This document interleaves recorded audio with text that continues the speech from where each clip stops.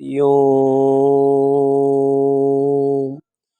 हरि ओम।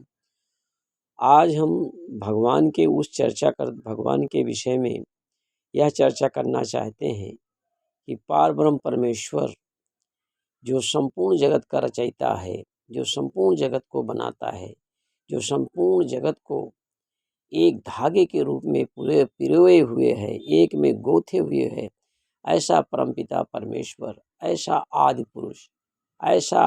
पुरुष उस परमात्मा के सिवा कोई परमात्मा नहीं है।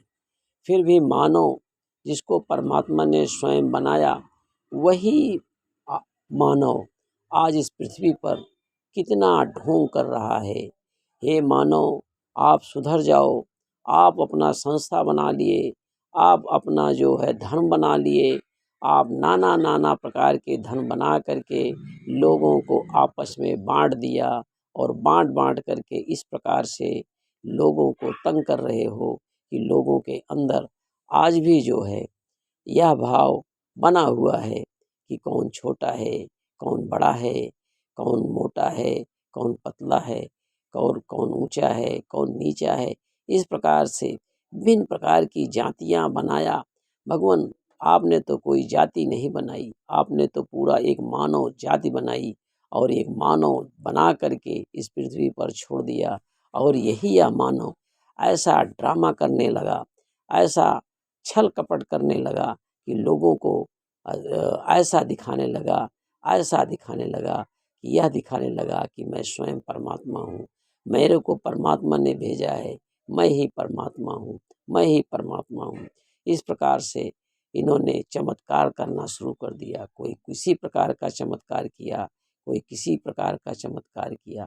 अब इस चमत्कार को लोग जो हैं सलाम करने लगे और यह भूल गए कि परमात्मा तो कोई और है जिसने हमारी रचना की, जो चमत्कार कर रहा है उसकी रचना की और उस पूरी पृथ्वी की रचना की और सारे पृथ्वी पर रहने वाले जीव जंतुओं का व्यवस्था करने वाला वह परमपिता परमेश्वर स्वयं जो है सबको पालन पोषण कर रहा है।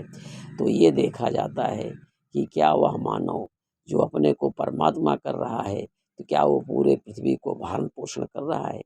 क्या वह अन्न बना रहा है? क्या वह पानी समुद्र से ला रहा है? क्या वह सारी व्यवस्थाएं कायम किया हुआ है?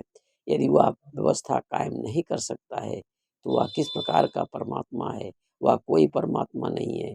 कोई इंसान परमात्मा नहीं हो सकता। परमात्मा तो चमत्कार करता नहीं है। परमात्मा तो चुपचाप सारे कार्य को करता रहता है। चाहे कोई उसे गाली दे रहा हो, चाहे उसे कोई प्रार्थना कर रहा हो, चाहे उसकी कोई प्रशंसा कर रहा हो, चाहे उसका कोई अन्याय विनय कर रहा हो, वह किसी के ऊपर कैसे भी किसी प्रकार का एक जैसा सब पे रहम करने वाला परमात्मा है। वह किसी को कोई दंड नहीं दे रहा है। अगर कोई परमात्मा को गाली भी दे रहा है तो कोई ऐसे व्यवस्था नहीं है कि जो परमात्मा को गाली दे रहा है पर उसको दंड मिले। परमात्मा तो न तो गाली देता है, न गाली तो सुनता है। चाहे कोई गाली दे दे, चाहे जो कर दे, मगर उसकी व्यवस्था वैसे ही कायम रहती है। और वह गाली देने वाला या परमात्मा को कुछ ऊंचा नीचा बोलने वाला, परमात्मा उसको किसी प्रकार का कैसा भी किसी तरह का भी दंड नहीं देता है। तो ये मानव कैसा मानव है जो स्वयं परमात्मा बन के टहल रहा है, अपने को परमात्मा सिद्ध करने में लगा हुआ है। और वह भी चमत्कार के माध्यम से चमत्कार करके यह सिद्ध करना चाह रहा है कि मैं ही परमात्मा हूँ। और जो सबकी रचना कर रहा है, जो सबकी व्यवस्था कर रहा है, कोई ऐसी व्यवस्था उसकी नहीं है जिसमें किसी मानव को, किसी धर्म को, किसी जाति को इस प्रकार से विभाजित किया हो कि वह जो है ऊंचा नीचा या कोई जो है विद्वान हो, ऐसा कुछ भी नहीं है। वह परमात्मा सबको एक जैसा देखता है, एक जैसी व्यवस्था करता है। क्योंकि जब पानी बरसाता है तो ये तो होना चाहिए कि किसी विशेष धर्म को या विशेष जाति को, विशेष लोग को उसे विशेष व्यवस्था करनी चाहिए।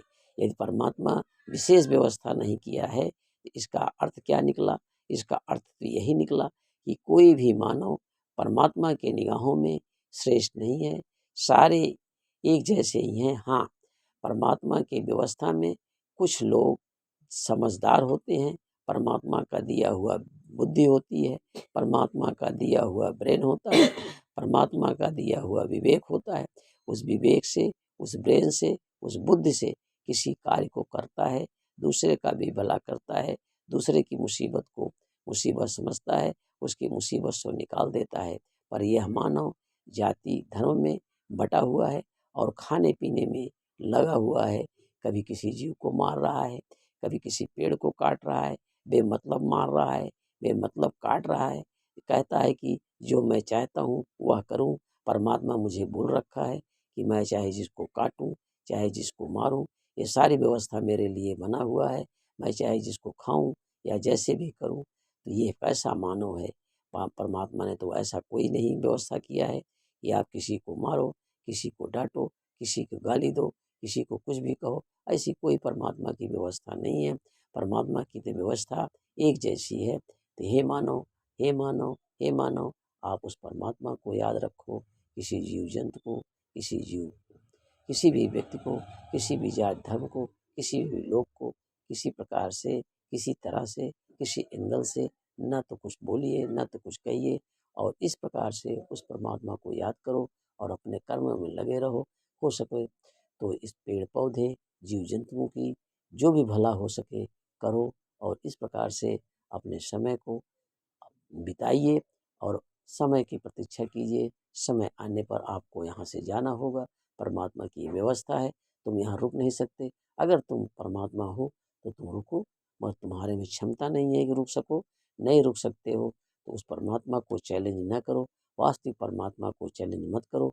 वह तो यथार्थ है, वह तो यथार्थ है, वह तीनों कालों में रहने वाला है, वह सदैव व्यवस्था करने वाला है। उसकी व्यवस्था कायम है, उसकी व्यवस्था कायम है।